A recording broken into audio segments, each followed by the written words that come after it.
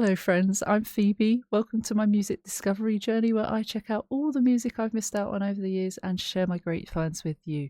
And that is what David has done with Sharon Van Etten and Home to Me from a 2022 album We've Been Going About This All Wrong. David says, I love sinking into this album. It's enveloping. I did a very quick Wikipedia search or Google, and it says that Sharon was she's originally from New Jersey, currently living in LA. Her music is noted for its indie rock, indie folk aesthetic, and that she's also an actress, and she starred in the OA, both series of the OA. I watched that a long time ago. I watched at least a couple of episodes. I don't think I watched the whole thing. So that's interesting. All right. I feel like I've got a hair on me, so hopefully that doesn't annoy me for the rest of this. All right, let's listen to it, shall we? We will start and stop as we go, but we'll try and listen to as much as we can. Oh, what are those?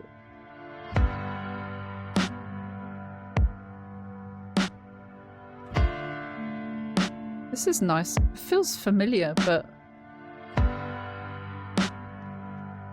are they dolls? Petals?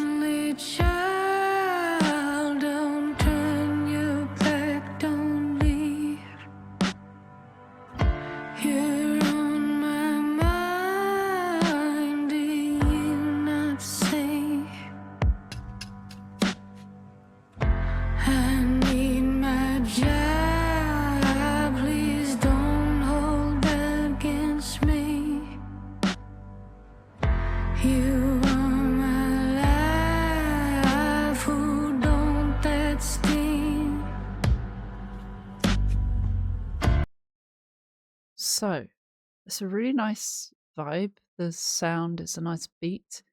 It kind of sounds sad. Is it guilt tripping almost? The only child, don't turn your back, don't leave. You're on my mind, do you not see? I need my job, please don't hold that against me. You are my life, oh, don't that sting.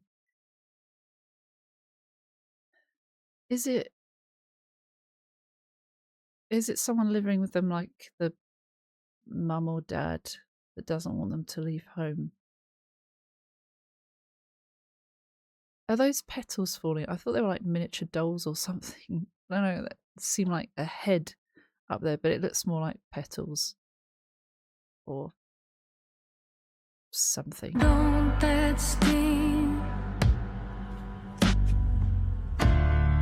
Oh, my child.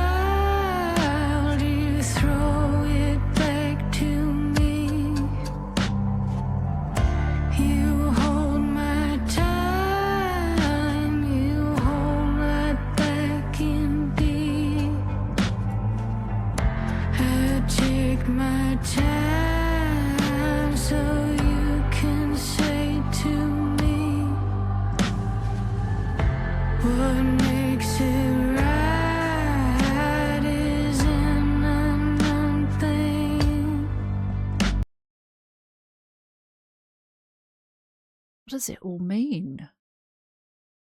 What makes it up? Oh, my child, you throw it back to me, like turning it around on me, or just the ball is in my court. You hold my time, you hold right back indeed. Holding back? I take my time so you can say to me, what makes it right is an unknown thing. What makes it right? What makes it right to stay is an unknown thing.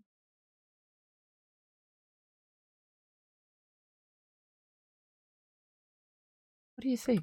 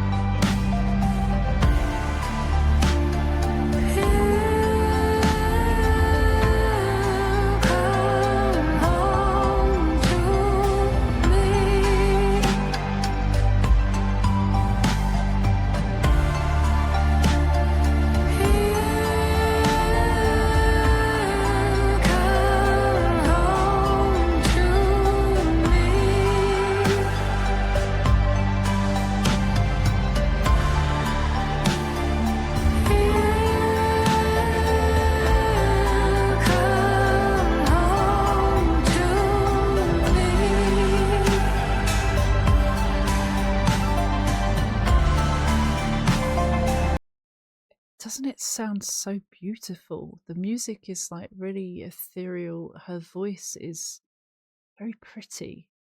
It's dainty and it's light. Um, Almost makes it sound free of questioning. You come home to me. I can't help but feel like it feels a little bit guilt tripping though, or something. Or making someone feel bad for not coming home. I mean, that is the same thing, isn't it? Guilt tripping. Or maybe it's not that. Maybe it's just highlighting someone feeling lonely, that their child has potentially left or could potentially leave, and they want them to come home. They don't want them to go because they're worried about, well, naturally, kids grow up, right? And they leave home, or that's generally what might happen, as society deems it. So I can't help but think it might be that, but maybe it's a much nicer thing. It sounds very calm and peaceful and nice and light, but the words seem a little bit more sinister to me.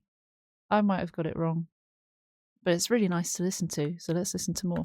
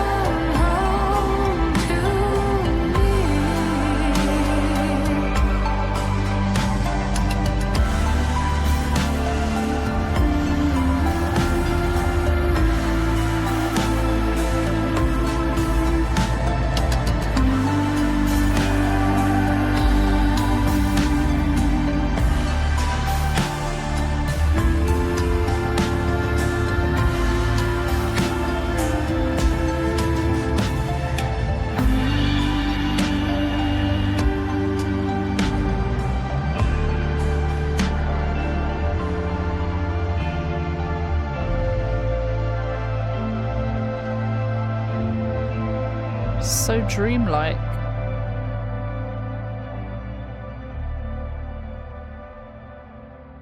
Quite hypnotizing.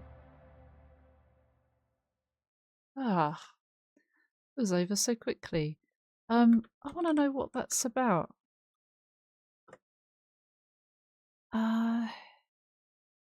Okay, there's an interview.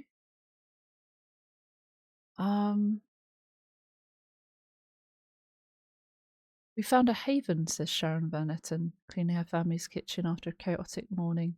We felt safe with each other in the context of this apocalypse.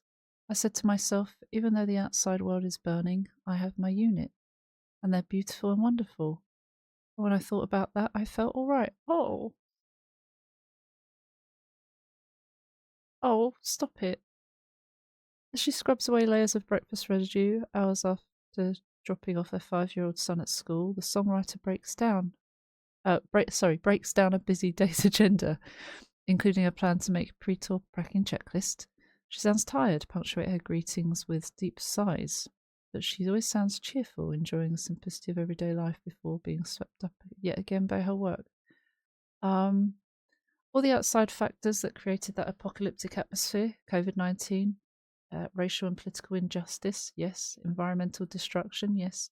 Are far from yesterday's news. But Van Etten continues to find solace in her bubbles.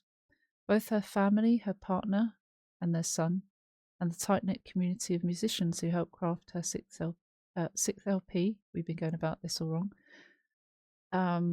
As usual, she rings out every possible ounce of raw nerve emotion, whether belting operatically over a ruminating folk number or quietly crooning over some gothic synths. And the record builds a fitting duality, meeting the hours of life at eye level, but finding catharsis, even joy through the act. In other words, All Wrong is her inevitable pandemic album. Right. Artists have different ways of coping with it, whether you go there or you avoid it by making a fun dance record, fantasy record, or whatever, she says. I leaned into it because that's kind of what I do. I feel I can relate to that massively. I realise that some people are tired of hearing about it, and I respect that. Yep, I agree. But this is my way of coping, seeking connection with others who want to go there. Same. She articulates it very well. In another timeline, this project probably would have sounded entirely different before the world turned upside down. The last few years of Van Etten's life had buzzed from one big moment to the next, starting school for an undergrad psychology degree, landing a recurring role in the Netflix mystery drama The OA, making a high-profile cameo on David Lynch's Twin Peaks revival, we were just talking about that earlier, and releasing the universally acclaimed 2019 LP Remind Me Tomorrow. Plus, the singer who'd lived in Brooklyn for almost 15 years, moved to LA with her family later that year, just in time for society to collapse. The new normal was weird, of course, but Van Etten embraced the bubble, relishing these moments of non-touring life with her family. Gosh. Now I feel like a bit of a dick reading that wrong. It's more about just finding those moments precious with family, right? We're getting older. It's kind of sad. The world is the way it is. It's kind of sad. So relishing these moments of non-touring life with her family, starting to whittle away at song ideas in her newly constructed backyard studio. Creating that space and learning how to operate it was an eye-opening experience that inadvertently laid foundation for the record's skeletal, intimate aesthetic. I was learning how to record at home in a way where I could get usable tracks to take elsewhere, she says. That way I'm not making a demo that I put my whole heart into, but the tracks are too noisy or low in volume. If I did that, then I'd have to re-record them and find that emotion again. Yeah, you can't. It's like you can't capture that more like after the first time, really. That's what I was learning how to do when I was branching out and trying to work with a couple of people. Working with Mini Mansions, the last Shadow Puppets bassist and producer. Oh, nice. Zach Dawes was the beginning of me finding out what the palette of my album was gonna be. Okay, so that's part of an article on Relics. There's more to it, but interesting. I guess it doesn't specifically say I can't access that part just right now, but coming up with all of that and in the time period, it kind of makes a bit more sense, I think. What do you think? Let me know in the comments. And wow, that was quite something. So thank you, David, for recommending that one. The album we've been going about this all wrong now is quite appealing to me. I like the sound of that. Thank you so much to anyone on Ko-fi, to anyone on Patreon. Appreciate the additional support, because already being here, you're doing more than enough. By the way, you can join Patreon from £1 and up to get a little thank you at the end of my videos. No pressure to do that.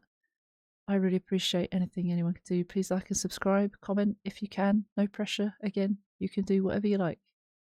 All right? Thank you. Hopefully see you on the next one. Take care. See you soon. Bye bye.